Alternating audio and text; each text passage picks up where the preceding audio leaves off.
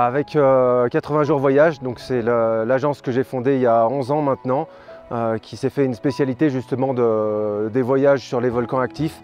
Et donc mon but et mon rôle est d'essayer d'amener chacun au plus près de l'activité pour contempler ce spectacle. Moi, j'ai coutume de dire que je suis un contemplatif. On n'est pas là pour se mettre en danger ou pour l'adrénaline.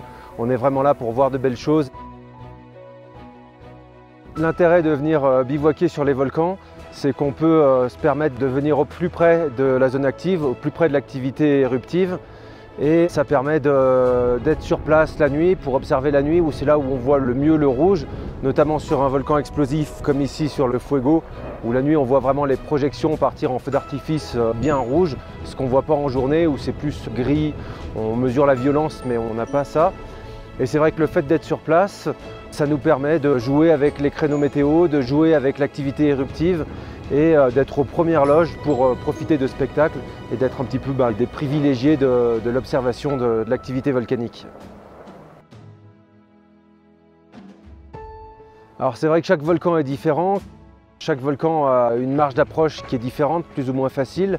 Mais moi, mon état d'esprit dans l'organisation des voyages, c'est de passer beaucoup de temps sur place pour avoir le temps justement de faire face à des mauvaises conditions météo, pour avoir le temps de récupérer après un trek, de souffler, d'être en forme et d'être sûr que tout le monde ait des créneaux d'observation intéressants. Et d'autre part, un des enjeux majeurs, en fait, c'est la gestion de la logistique, parce que c'est vrai que souvent ce qui est difficile, c'est le portage des affaires. Et je fais attention à prendre beaucoup de porteurs pour que chacun, et notamment ceux qui ont moins l'habitude de marcher, puisse uniquement porter son petit sac à dos avec ses affaires pour la journée, sa bouteille d'eau, une veste, et tout le reste est transporté par des porteurs, y compris le matériel photo, les tentes, la cuisine. Voilà, ce qui fait que dans cet esprit, ça rend quand même le bivouac et l'accès au volcan accessible au plus grand nombre.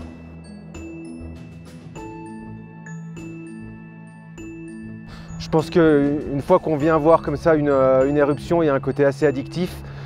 C'est vraiment un spectacle assez inoubliable de sentir un peu la force de la nature et de voir à quel point on est petit au milieu de ça. Et je crois qu'une fois qu'on a vu une éruption, voilà, c'est un peu une addiction et on a envie d'en voir une autre, de voir autre chose, de voir un autre volcan.